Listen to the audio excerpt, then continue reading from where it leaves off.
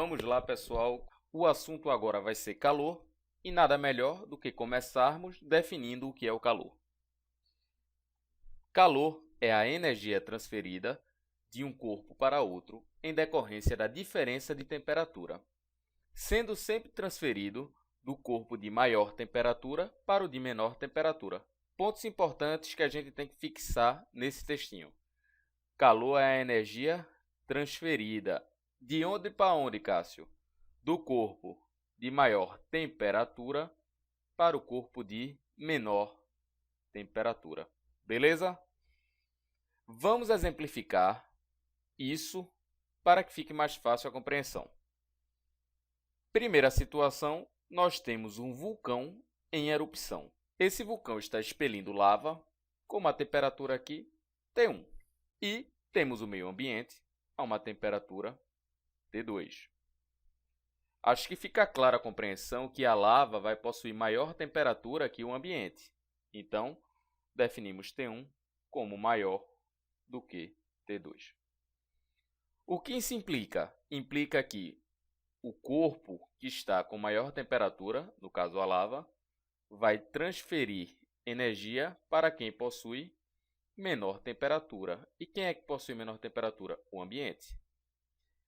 Como ocorreu uma transferência de energia do corpo de maior temperatura para o corpo de menor temperatura, definimos isso aqui como calor.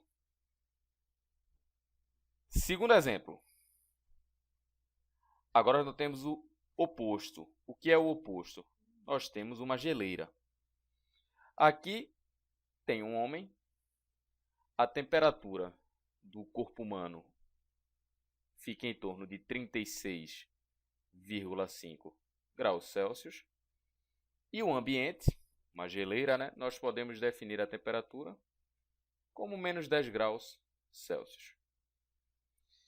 Aqui, o corpo humano possui maior temperatura que o ambiente. Então, ele vai transferir energia para o ambiente. Ocorreu transferência de energia de um corpo de maior temperatura para um corpo de menor temperatura, definimos isso aqui como calor. Ficou tranquila a compreensão?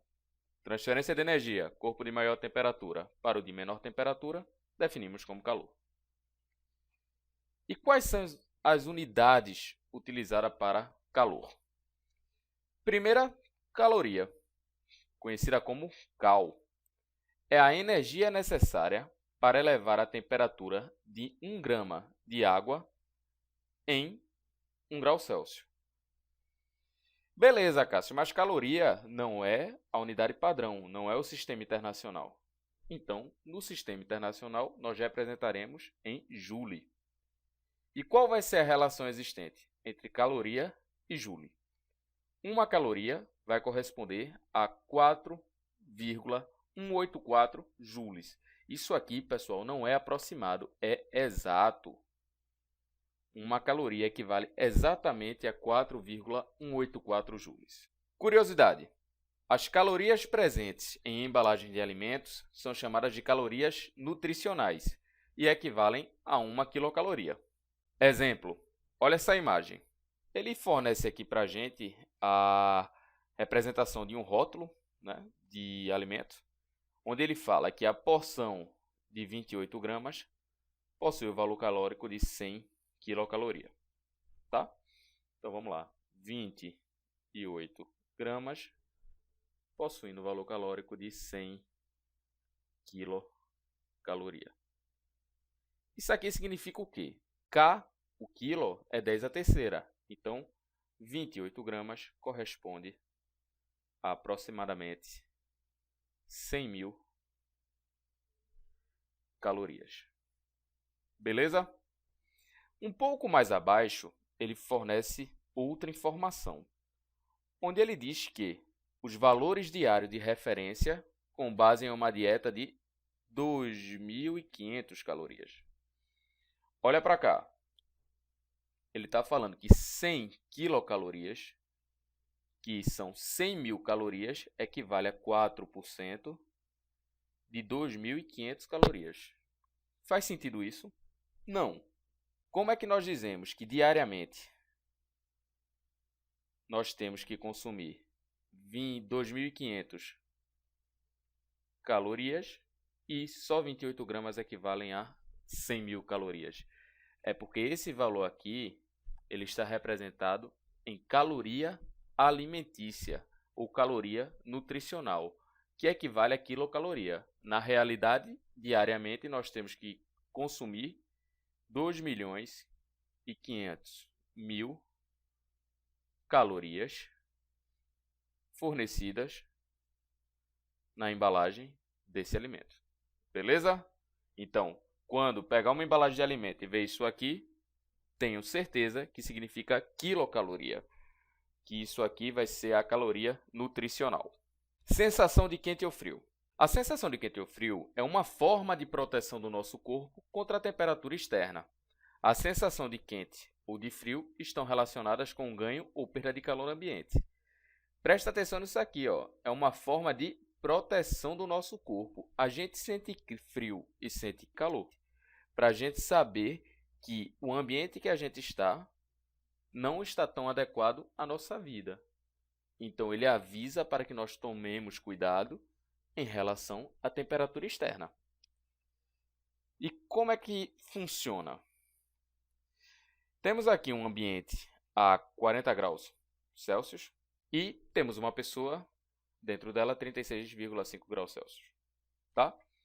O ambiente ele possui maior temperatura que o corpo humano. Então, o ambiente vai fornecer energia para o corpo humano na forma de calor. Beleza? Segunda situação, um ambiente a 50 graus Celsius e o corpo humano a 36,5 graus Celsius. Mais uma vez, o ambiente está com maior temperatura que o corpo humano, então ele vai fornecer energia na forma de calor. Massa? O que isso aqui indica para a gente? Que quando nós recebemos o calor, nós temos a sensação que está quente.